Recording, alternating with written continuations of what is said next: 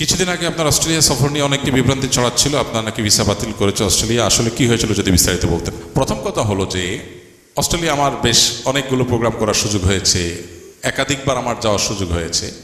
বাংলাদেশে বা যে কোনো দেশে মানুষের জন্য অন্য দেশে মানুষ যারা ভিসা ইস্যু করে, তারা ভিসা ইস্যু করার পর ক্যান্সেল করা এটা রুটিন একটা কাজ।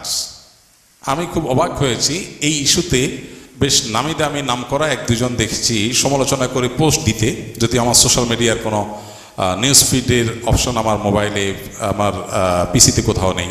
তারপরও কেউ কেউ লিঙ্ক পাঠিয়েছেন, সেখান থেকে দেখেছি আমি যে সমালোচনা করেছেন, হ্যাঁ অমুকের ভিসা ক্যান্সেল হয়ে গেছে, হ্যাঁ হ্যাঁ তাহলে কি হবে। মানে ব্যাপারটা এমন যে জান্নাতের লাইসেন্স ক্যান্সেল হয়ে গেছে। এক দুই নম্বর কথা হলো, যিনি এটা নিয়ে সমালোচনা করেছেন, মজার বিষয় হলো ওনার ভিসা আমেরিকান এম্বাসি ক্যান্সেল করেছে, উনি নিজে একটা বক্তব্য বলেছেন, আমি নিজে কানে শুনেছি।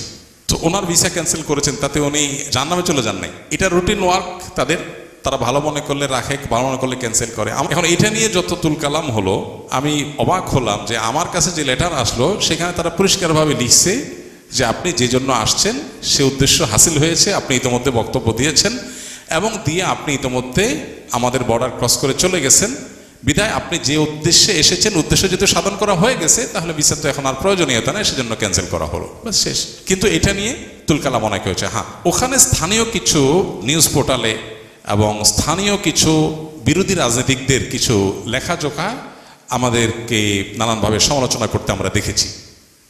এই জিনিসটা সত্য, সেখানে এটা ঘটেছে। এটা কেন ঘটেছে সেটার একটা প্রেক্ষিত আছে, সেটা হলো যে জানুয়ারি মাসে একজন ইসরায়েলি একজন সোশ্যাল মিডিয়া ইনফ্লুয়েন্সার, যিনি ইসলামোফোবিক, ইসলামের বিরুদ্ধে বিদ্বেষমূলক অনেক কন্টেন্ট তৈরি করার দোষে অভিযুক্ত, এরকম একজন মানুষ, তার ভিসা অস্ট্রেলিয়ান সরকার ক্যান্সেল করছে। এই ক্যান্সেলেশনের পরে এই সমস্ত দেশগুলোতে ইহুদি লবিগুলো, ইসরায়েলি লবিগুলো অনেক স্ট্রং থাকে, আপনারা জানেন। তো সেই স্ট্রং থাকার কারণে তারা এটার বিরুদ্ধে উঠে পড়ে লাগছে। এর মধ্যে আবার আমরা গেলাম। এখন প্রশ্ন হলো তাদের, আমি দেখেছি ইসরায়েলি একটা মিডিয়া নিউজ করেছে যে আমাদের ইহুদিদের ইনফ্লুয়েন্সার ভিসা ক্যান্সেল করা হলো, তাহলে মুসলমানদের ইনফ্লুয়েন্সার কিভাবে তারা প্রোগ্রাম করে। এখানে ব্যাপারটা হয়ে গেছে একটা পাল্টাপাল্টি।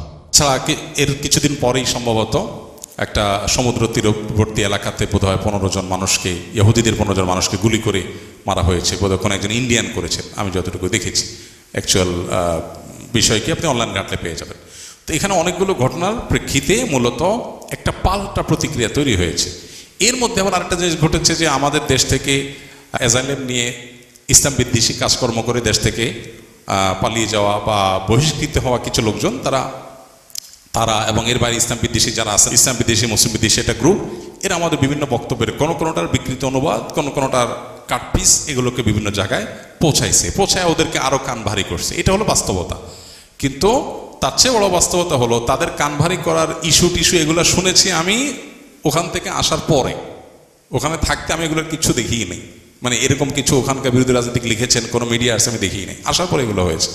তো যেভাবে পুরো বিষয়টাকে মানুষ উপস্থাপন করছে বা এক শ্রেণী মানুষ এটাকে নিয়ে তুলকালাম করছে, খুবই দুর্ভাগ্যজনক বাস্তবতা। ইসলাম আমাদেরকে শিখিয়েছে যদি কোনো নাস্তিকও হয়, এমনকি ইসলাম বিদ্বেষীও হয়, কোনো মুশরিকও হয়, অমুসলিমও হয়, তার প্রতিও কোনো অন্যায়মূলক জুলুম হয়, অবিচার হয়, সেরকম কোনো কমেন্ট আমরা করতে পারি না। মিথ্যা কোনো কথা আমরা তাদের ব্যাপারেও বলতে পারি না। কিন্তু এদের যে জীবন দর্শন, এটা দেখে এদের প্রতি করুণা হয় যে এরা এমন এক জীবন দর্শন লালন করে যার প্রতি বিদ্বেষ বা শত্রুতা আছে, তার গোষ্ঠী উদ্ধার করার জন্য মিথ্যাও তারা বলাকে সঠিক মনে করে এবং যা খুশি তা বলাকে সঠিক মনে করে। আল্লাহ তাআলা তাদেরকে হেদায়েত দান করুক, আমরা দোয়া করি।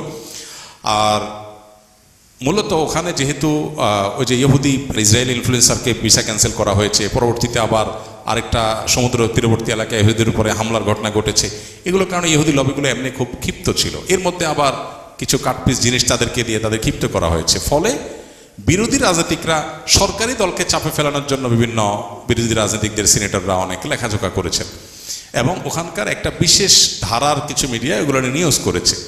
এই জিনিসটা হলো স্থানীয় পলিটিক্সের একটা অংশ, সোজা কথা। এটা অর্থাৎ ভিসা ক্যান্সেলেশনের এই কাজটা বহু মানুষের হয়, আমাদের দেশে পলিটিশিয়ান বলেন, বিভিন্ন পর্যায়ের মানুষজনের হয়। আমরা অনেক দেশে গিয়েছি, ভিসা অ্যাপ্রুভ করেছে, পরের বার আবার অ্যাপ্রুভ করে নাই, আবার পরের বার আবার অ্যাপ্রুভ করেছে। বাংলাদেশে অনেক বাঘা রাজনীতিবিদ আছেন যাদের অনেক দেশ বহুবার ধরে কোনো ভিসা দিচ্ছে না, আবার দিয়ে ক্যান্সেল করে ফেলেছে।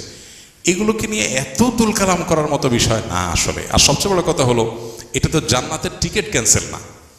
ইমানদার মক্কা মদিনা যাইতে না পারলে সেটা তার জন্য মুসিবতের বিষয়, সেটা তার জন্য টেনশনের বিষয়, হায় হায় আল্লাহর ঘরে যেতে পারবো না। কিন্তু বাকি বিষয়গুলো ইমানদারের কাছে এমন কিছু না। প্রবাসী ভাইদের একান্ত আকুতি মিনতির কারণে এক একটা প্রোগ্রামের পেছনে, এই যে প্রোগ্রামটার জন্য আমি গেলাম, এই প্রোগ্রামের জন্য 2018 সাল থেকে এই প্রোগ্রামটার জন্য, অর্থাৎ এই যাদের প্রোগ্রামের জন্য গেলাম, এই ভাইয়েরা আমাদের সাথে এঙ্গেজ আছেন বিভিন্নভাবে, তাদের আবেদন আবদার অনুরোধ আছে।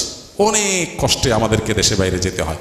তারা যতই মিথ্যা বা বাজে কথা প্রোপাগান্ডা ছড়াক না কেন, মুসলমান হিসাবে আমরা কখনো মুখ খারাপ করা, কটু কথা বলা বা মিথ্যা কথা বলা বা পাল্টা ঘায়েল করতে গিয়ে আমরাও তাদের মতো এরকম খারাপ কাজ করা বা প্রোপাগান্ডা লিপ্ত হওয়া, এটাকে ইসলাম আমাদের জন্য অনুমোদন করে নাই। আল্লাহ কোরআনে বলেছেন, ওয়ালা ইয়াজরিমান্নাকুম শানাআনু কওমিন আলা আল্লাহ তা'দিলু ই'দিলু আকরাবু লিত-তাকওয়া। কারণ সাথে তোমার শত্রুতা থাকলেও তুমি তার প্রতি জুলুম করতে পারো না।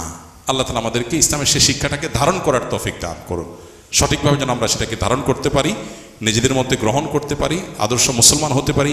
সোশ্যাল মিডিয়াতে এই সমস্ত ইসলাম বিরোধী ইসলামোফোবিক লেখাজোখা বা আলেমুল আমাদেরকে নিয়ে আজে বাজে কমেন্ট, এগুলো দেখার পর অনেক সময় খেয়ে হারিয়ে ফেলি, অনেকে নিয়ন্ত্রণ হারিয়ে ফেলে, আমরাও গালিগালাজ শুরু করে দিই, বাজে কথা বলি না। ইসলাম আমাদেরকে সেটা অনুমোদন করে না। তবে হ্যাঁ, আমরা অবশ্যই যৌক্তিকভাবে সেগুলোর মোকাবিলা করতে পারি, সেগুলোর বিরুদ্ধাচরণ করতে পারি। আল্লাহ আমাদেরকে সেটার তৌফিক দান করুন। আপনারা দেখবেন যে অনেক সময় আলেমুল আমাদের কোনো পজিটিভ জিনিসকেও নেগেটিভভাবে প্রমাণ করার, কাটপিস জিনিস পেশ করার একটা প্রবণতা দেখা যায়। আমাদের আরেকটা টিকা নিয়ে একটা ভিডিও খুব জোরে সোরে দেখলাম, একজন ইসলাম বিদ্বেষী, মুসলিম বিদ্বেষী নাস্তিকরা প্রচার করে বেড়াচ্ছেন। ব্যাপারটা এমন যে আমি টিকার বিরুদ্ধে, টিকা নেওয়া যাবে না এরকম ফতোয়া দিয়েছি, অথচ বাচ্চাদের টিকা নেওয়ার বিষয়ে আজ থেকে বহু বছর আগে থেকে আমাদের বহু বক্তব্য আছে।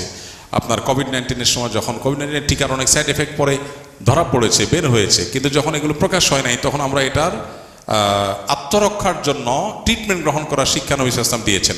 অসুখ হওয়ার আগে থেকে এই যে সতর্ক হওয়া, এটার মূল থিমটাই এসেছে নবী করিম সাল্লাল্লাহু আলাইহি ওয়াসাল্লামের একটা হাদিসে, যে ব্যক্তি সকালবেলা 7টি আজওয়া খেজুর খাবে, তার শারীরিক যে অসুবিধা, অসুস্থতা, কষ্ট, মৃত্যু ছাড়া সব কিছুর থেকে সেটা যথেষ্ট হয়ে যাবে, তাকে আল্লাহ তাআলা সেভ করবেন।